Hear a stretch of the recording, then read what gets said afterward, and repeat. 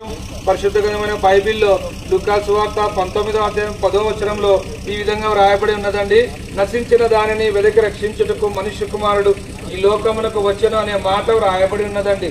అవునండి, నశించిపోతున్నటువంటి మానవుని రక్షించడానికి యేసుక్రీస్తు ప్రభుల వారు 2024 సంవత్సరముల క్రితం ఈ లోకానికి రక్షకుడుగా ఆయన దిగి వచ్చినాడండి.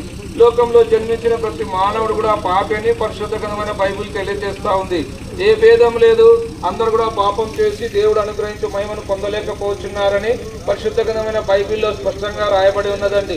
కనుక ఈ ఊరి వాడని ఆ ఊరి వాడని ఏ భేదం లేదండి. మనం అందరం కూడా పాపాత్ములని దేవుని వాక్యం సెలవిస్తా ఉంది. అంతేకాదండి, జన్మనాయి శూద్ర అని మన వేదాలు కూడా ఘోషిస్తా ఉన్నాయి.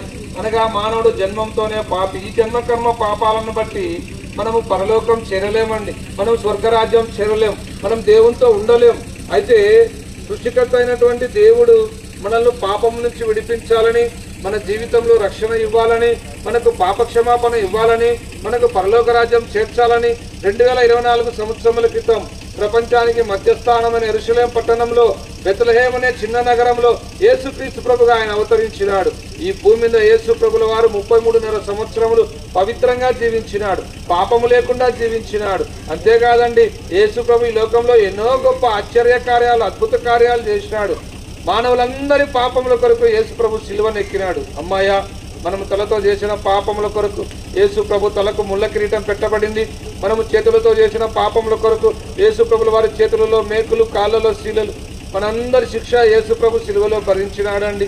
మన పాపముల కొరకు యేసు ప్రభు సిలువలో మరణించి సమాధి చేయబడి 3వ దినాన మరణాన్ని జయించి తిరిగి లేచినాడండి. ఆ పరలోకానికి ఆరోహణుడైనాడు. కనుక ఈ యొక్క ఉదయకాల సమయంలో ఈ ప్రాంతంలో నివసిస్తున్న సహోదరుడా, నువ్వు ఇంకా ఎంతకాలం పాపంలో జీవిస్తావు? పాపం వలన వచ్చుతీతము మరణము అని దేవుని వాక్యం సెలవిస్తూ ఉంది. ఈ పాప జీవితంలో నువ్వు ఇలాగ మరణిస్తే నిత్య నాశనం, అగ్నిగుండం, నరకం తప్పదు. అయితే ఈ పాపం నుంచి నువ్వు విడిపించబడాలని కోరుతున్నావా? అయితే నువ్వేం చేయాల్సిన అవసరం లేదు, నువ్వు ఎక్కడికి పోవాల్సిన అవసరం లేదు. నువ్వు ఎక్కడున్నావు అక్కడే మోకాళ్ళ మీదకి వచ్చి, యేసు ప్రభువా, నేను పాపిని, నన్ను క్షమించు, నీ రక్తంతో నా పాపం కడుగునక చిన్న ప్రార్థన ఇష్టపూర్వకంగా చేసుకుంటే నాశనం నుంచి నువ్వు తప్పించబడతావు. నశించిపోతున్న నిన్ను దేవుడు రక్షిస్తాడు. అలాగ నువ్వు ఉండాలన్నదే దేవుని యొక్క నిత్యమైనటువంటి సంకల్పం. అలాగ నువ్వు ఉండాలన్నదే దేవుని యొక్క ఆశ, దేవుని యొక్క ప్రేమ. యేసు ప్రభు నిన్ను ప్రేమిస్తా ఉన్నాడు, యేసు ప్రభు నిన్ను పిలుస్తా ఉన్నాడు. ప్రేమైన సోదరుడా, దేవుని వాక్యం సెలవిస్తా ఉంది, ఒకడు సర్వలోకమును సంపాదించుకొని తన ప్రాణమును పోగొట్టుకొనుట వలన వానికి ఏమి ప్రయోజనం? అమ్మాయ, ఈ లోకంలో అన్ని సంపాదించడం కానీ పాప క్షమాపణ పొందకుండా ఈ లోకం విడిస్తే నిత్య నాశనం, అగ్నిగుండం, పాతాళం. అక్కడికి వెళ్తానే దేవునికి ఇష్టం లేదు. అందుకే ఉదయకాల సమయంలో ప్రేమ వార్తను నీకు వినిపిస్తా ఉన్నాడు. కనుక నువ్వు ఎవరివైనా సరే, ఎంత ఘోర పాపమైనా సరే, యేసు ప్రభు చెంతకొచ్చి, ప్రభువా నేను పాపినంటే క్షమిస్తాడు, నీకు మోక్షం ఇస్తాడు, నిత్య జీవం ఇస్తాడు, పాప క్షమాపణ ఇస్తాడు, పరలోకం ఇస్తాడు. కనుక ఈ ఉదయకాల సమయంలో ప్రేమైన సోదరుడా, ప్రభువునే యేసునందు విశ్వాసం ఉంచండి. అప్పుడు మీరును మీ ఇంటి వారిని గొప్ప ఆత్మరక్షణ, పాప క్షమాపణ, పరలోక రాజ్యం మీరు పొందగలరు. మా సోదరులు మీ దగ్గర చిన్న చిన్న కరపత్రాలు, పుస్తకాలు తీసుకొని వస్తున్నారు. అవి పరిశుద్ధమైన బైబిల్ నుంచి ముద్రించబడి ఉన్నాయి.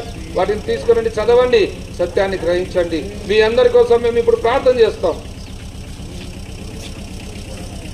ప్రేమ నమ్మకం గల మా ప్రియ రక్షకుడు అయిన యేసు ప్రభువా, మీ పాదములకు వందనాలు. హౌసింగ్ బోర్డు కాలనీలో ప్రజలు ప్రేమించినందుకు వందనాలు. ఉదయకాల సమయంలో మీ ప్రేమ వార్త, మీ జన్మము, మీ మరణము, మీ పునరుత్థానం గురించి ప్రకటించుటకు ఇచ్చిన కృప కొరకై వందనాలు.